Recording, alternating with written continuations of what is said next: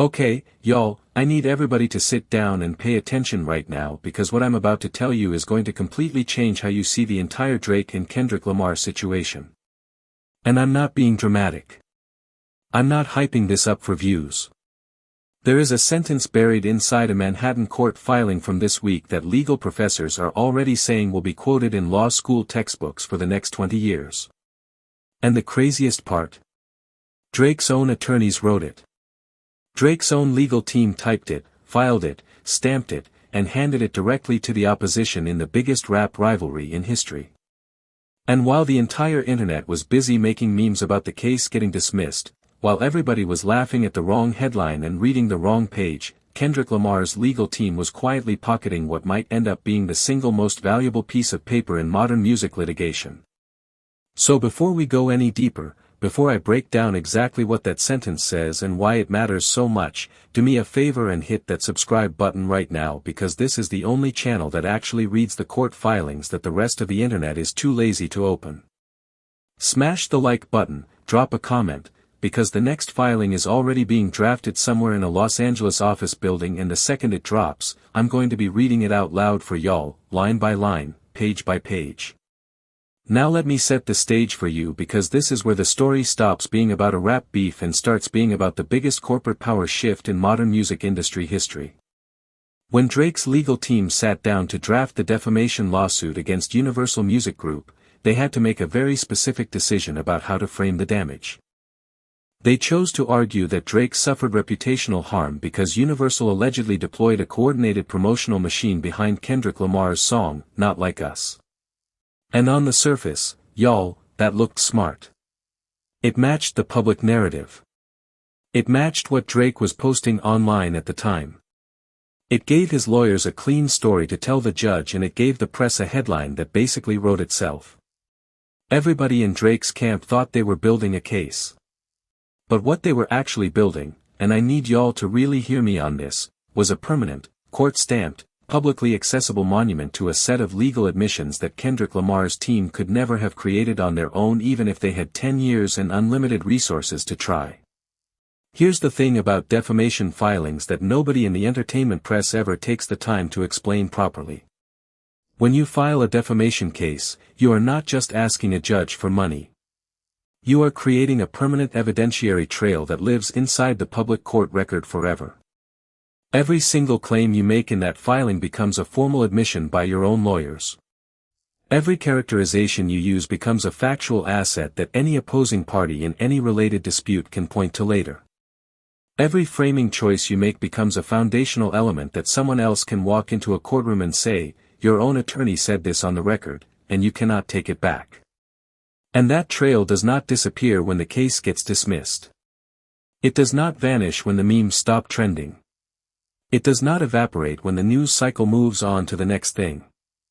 It sits there on the docket for the rest of legal history, just waiting for the right person with the right agenda to walk in and pull it off the shelf. And Drake's legal team, in trying to protect his reputation from the fallout of Not Like Us, left exactly the wrong sentence on exactly the wrong page of exactly the wrong filing at exactly the wrong moment in the biggest legal chess match that hip-hop has ever witnessed. Now, I want y'all to stack that against something else that's been happening quietly in the background, because these two stories are connected in a way that the culture has not fully wrapped its head around yet. Over the last several months, Kendrick Lamar and his creative partner Dave Free have been walking pgLang through a series of trademark filings across streaming, apparel, film, and beverage categories. And they did it in a very specific sequence with a very specific legal architecture. That architecture is completely consistent with a legal team that is preparing for future litigation with a major label, because when you build a fully vertically integrated media platform, you are eventually going to end up in a legal fight with the entity that used to control your distribution. That is not a hypothetical, y'all. That is the actuarial reality of every single independent creative company that has ever scaled past a certain revenue threshold. No exceptions. So picture this. 6 months from now, Kendrick Lamar's team ends up in a contract dispute with Universal Music Group over the terms of a future release, a new artist signing, or a catalog acquisition. And in the middle of that dispute, Kendrick Lamar's lawyers walk into a courtroom, file a motion, and cite the exact sentence that Drake's attorneys wrote in the defamation case. That is not speculation. That is a citation. That is a fact. That is admissible evidence. And that is precisely the kind of foundational leverage that transforms a routine contract dispute into a negotiation that Universal literally cannot afford to lose, because the second that admission enters a second filing, it becomes precedent. It becomes leverage. It becomes an anchor that Kendrick Lamar can use to drag Universal's entire legal posture behind them for the rest of the decade. This is the piece that every single legal analyst covering the Drake case completely missed. And I want to be clear about why they missed it. They missed it because they were watching the dismissal. They were watching the headline. They were watching the meme cycle. They were watching the surface. They were not watching the record. And the record is the entire story, because the record is the only thing that survives when the news cycle burns out. Everything else is smoke. The record is the empire. Now stay with me because this is where the story actually stops being about Drake at all. From the moment that defamation case was filed, Drake stopped being the main character of his own narrative. He became a legal instrument being deployed by a coalition of interests that extend way beyond his personal reputation. Some of those interests wanted a dismissal that would let Universal quietly fix its relationship with him. Some of those interests wanted a court record that could serve as a shield in future disputes. And some of those interests, whether Drake understood it or not, wanted a set of admissions on the record that would benefit a completely different group of players that Drake is currently at war with. When you become a legal instrument in somebody else's chess game, you are not the king anymore. You are the pawn that just got sacrificed to open a diagonal. And Kendrick Lamar's bishop is now sitting on that diagonal with a clear line straight through Universal Music Group's leadership office. Let me talk about the pattern, y'all, because this is not the first time a legal misstep of exactly this shape has completely rewired the trajectory of a major music industry rivalry. When Death Row Records filed its bankruptcy proceedings in the late 1990s, the filings inside that case created a permanent evidentiary trail that competing labels used to structure their own artist contracts more favorably for years afterward. When Cash Money Records went through its accounting dispute in the mid-2010s, the discovery process created a similar trail that other labels quietly quoted back in their own negotiations. Legal filings inside this industry are not one-time events. They are permanent additions to a shared evidentiary library, and every party with a competent legal team knows how to check that library for citations. Drake's counsel just walked into the biggest legal library on the planet and dropped a book on the shelf that Kendrick Lamar's team is going to check out and read for the next 10 years. And I want to add one more layer to this because it connects to something Dave Free has been quietly building on the operational side of pgLang. When you look at how pgLang has structured its business filings, the way it has separated ownership across different categories, the way it has stacked its intellectual property across multiple entities, the way it has built its licensing architecture so that no single upstream partner has full leverage, what you are looking at is not a rap company. You are looking at a media fortress. Every one of those decisions is a decision that a legal team made in anticipation of exactly the kind of dispute that this filing now enables Kendrick Lamar to prosecute if he ever chooses to. Kendrick Lamar has been playing a completely different game than Drake for the last 18 months, and the game he has been playing is one where every move is a legal move. Every filing is a piece of infrastructure. Every trademark is a piece of a wall.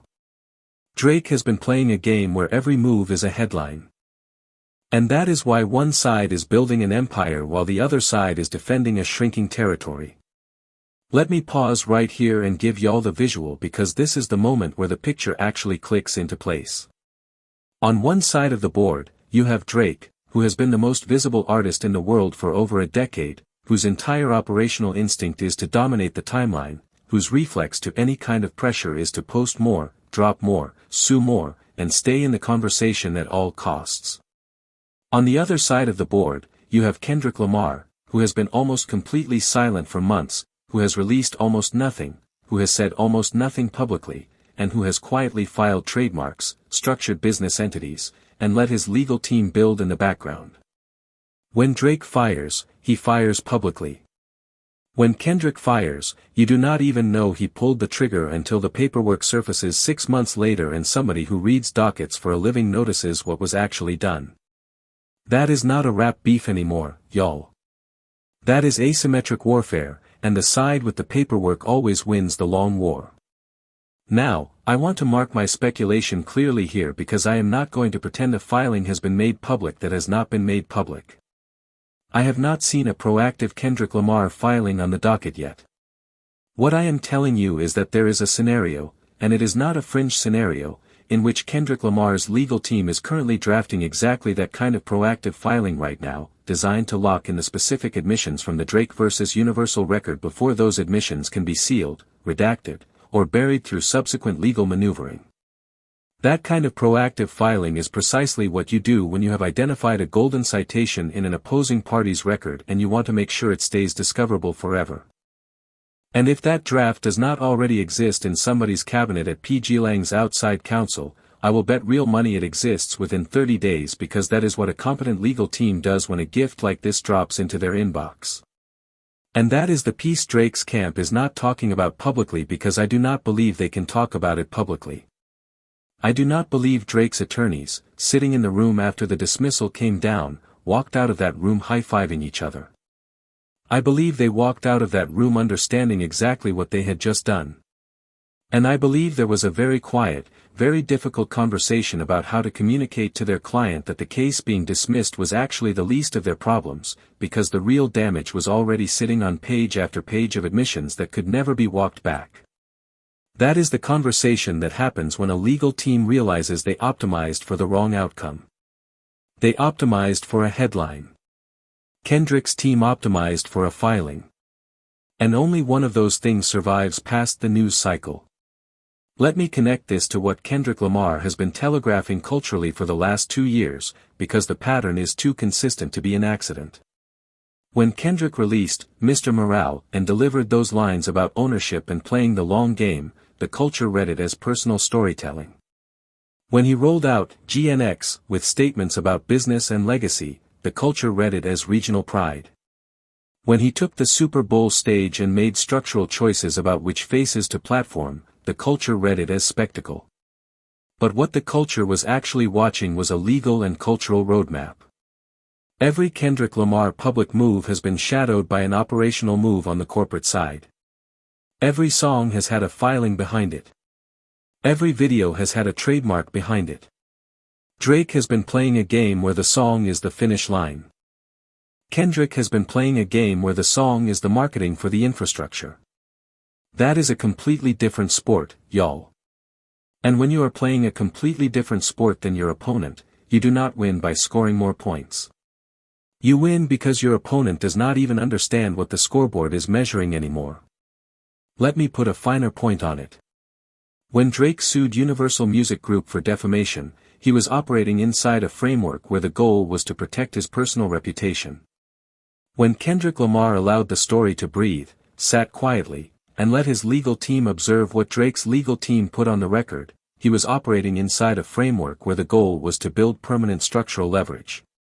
Both moves were legally valid. Both moves were within the standard playbook of a major music industry legal team. But only one of those moves compounded over time. And the one that compounded is the one Kendrick made, because sitting quietly while your opponent creates a permanent record of admissions that benefit you is one of the most sophisticated legal strategies in the entire body of corporate litigation. It requires patience. It requires discipline. It requires a legal team that understands that the best move is often the move you do not make. Kendrick Lamar's team has all three of those qualities. And Drake's team, at least on the evidence of this filing, does not. Now, I want to address the counter-argument because I want to be fair to the case that Drake's people are almost certainly making in private. The dismissal in the short term does protect Drake from a formal loss on the merits. It allows Drake to reframe the whole thing as a procedural setback rather than a substantive defeat. It gives his team room to reposition him in the market without active litigation hanging over his head against his own label. Those are all defensible arguments. But every single one of them operates on a horizon of months. The admissions in the filing operate on a horizon of decades. And in the biggest corporate rivalries in music history, the horizon that wins is always the longer horizon. Every single time. No exceptions. Because think about it structurally, y'all. What is the actual asset base that Drake has built over the last 15 years? He has built an incredible catalog. He has built an incredible fan base. He has built an incredible touring business. Those are enormous assets. But those assets sit inside a distribution architecture that he does not fully own, because the distribution architecture belongs to Universal Music Group. And the moment his interests and Universal's interests diverge, the leverage flows in one direction, toward the entity that owns the pipes. Kendrick Lamar, by contrast, has spent the last several years building the pipes. pgLang is the pipes. Project 3 is the pipes. The trademark filings are the pipes. And the moment a legal citation lands in Kendrick's favor against Universal, the pipes get stronger and Universal's leverage over him gets weaker. That is not a beef. That is a wealth transfer. Let me talk about the ripple effects because this filing does not just affect Drake and Kendrick. This filing affects every single artist currently on the Universal Music Group roster who is watching this play out. Every artist inside Universal's ecosystem now has a documented, on-the-record admission from a peer's own attorneys that Universal deploys coordinated corporate promotional campaigns on behalf of specific rostered artists. That admission is going to get quoted in future contract negotiations. That admission is going to get raised in future artist meetings. That admission is going to sit inside every future disagreement between an artist and a label as a permanent piece of leverage that simply did not exist before this filing was drafted. Drake did not just hurt himself. Drake handed a rhetorical weapon to every artist inside Universal's system who has ever wanted to renegotiate a contract, restructure an arrangement, or exit an agreement. Every one of them just got stronger because Drake's lawyers wrote the wrong sentence on the wrong page. And this is why I want to be direct with y'all. If you have been watching this Drake versus Kendrick situation and treating it like a rap beef, you have been watching the wrong movie. This has not been a rap beef for a long time. This is a full-scale corporate restructuring event playing out in slow motion. And the songs are just the marketing wrap around the actual restructuring. The songs are the trailer. The filings are the film. And the filings are going one way and one way only. The filings are going Kendrick's way.